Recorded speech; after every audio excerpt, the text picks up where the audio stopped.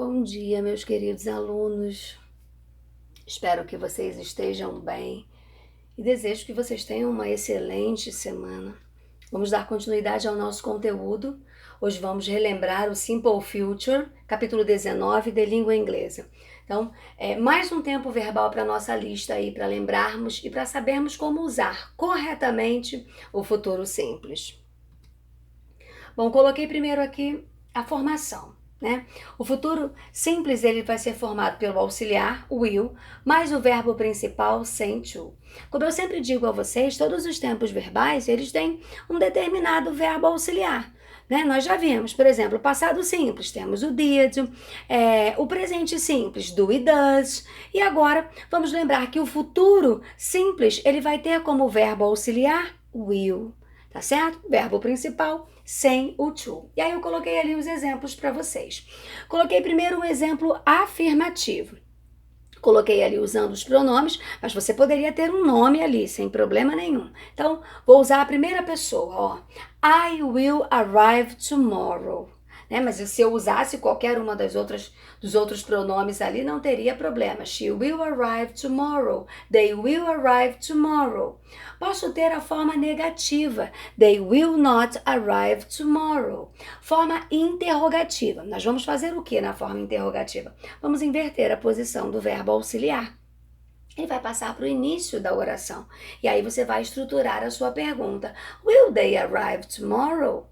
Eu posso ter, além da forma que eu fiz, porque eu escrevi por extenso, você pode ter as formas abreviadas, as formas contratas.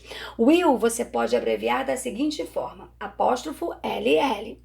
E will not, que é a forma negativa, você pode usar o won't, tá certo? Bom, vamos lembrar aí das situações em que usaremos esse tempo verbal. O futuro simples é usado para prever fatos e acontecimentos. Segunda possibilidade, indicar decisões tomadas no momento da fala, oferecer ajuda ou fazer um pedido. Nesses casos, é muito comum o uso da forma abreviada, apóstrofo LL. Uma outra dica importante, pode aparecer em algum texto, em algum livro e você ficar confuso, mas de onde saiu isso? Preste atenção na informação que vem agora. Quando você tiver I, que é a primeira pessoa do singular, e we, que é a primeira do plural, é possível substituir o will por shall, mas esse uso é considerado formal. É mais comum em perguntas ou quando se oferece, sugere ou convida. Mas não esqueça, preste atenção. Você só poderá fazer essa substituição se você tiver I ou we. Com as outras pessoas, isso não é possível. Olha ali os exemplos que eu coloquei. Shall I help you? Shall we eat now?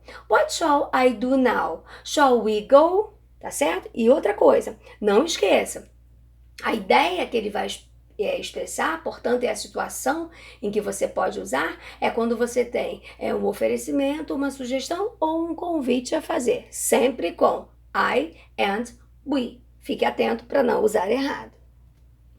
Agora tem uma outra informação importante. Vamos falar sobre oração condicional. Mas o que a oração condicional tem a ver com o futuro?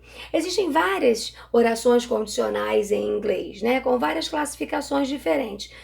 Nós vamos falar sobre essa especificamente, por quê? Porque ela tem na sua estrutura o tempo verbal que nós estamos estudando, que é o Simple Future, First Conditional. Esta construção é usada para expressar uma situação ou ação que pode acontecer no futuro, que pode acontecer.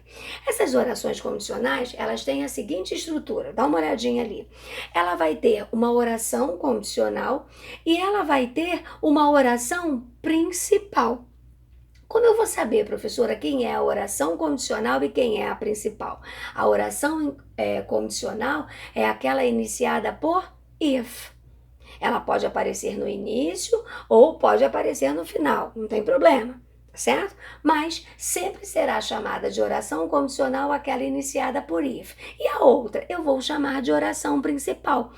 A oração condicional, ela terá o seguinte tempo verbal: simple present. E a oração principal, ela terá o tempo verbal que nós estamos estudando, simple future. Will mais o verbo principal no infinitivo sem o to. Olha o exemplo que eu coloquei ali. If it doesn't rain, I will go to the beach. Então você tem dois tempos verbais: simple present na oração condicional e simple future na oração principal. Reproduzi o exemplo aqui dentro com uma gravura, né? Mas é o mesmo exemplo ali para você lembrar ali dos tempos verbais. E eu apresento essa oração condicional, repito, porque aparece o tempo verbal que nós estamos estudando. Existem outras? Sim, existem as outras orações condicionais. Nós vamos estudar mais à frente, tá certo? Bom, agora o que você vai fazer? Todas as atividades da sua apostila. E fique atento, preste atenção. Não esqueça, apareceu uma palavra que você não conhece, busque o significado dela. É importante que você faça isso para melhorar o seu vocabulário. Bom, então, agora chegou a hora de exercitar. Vamos ver se você realmente entendeu o que foi apresentado no capítulo 19. Responda todas as questões e já sabe, teve dúvida? É só chamar. Pelo WhatsApp, o plantão de dúvidas, a plataforma. O importante é que você não fique com dúvidas, ok? Tenha uma excelente semana. Fiquem com Deus. Um grande beijo.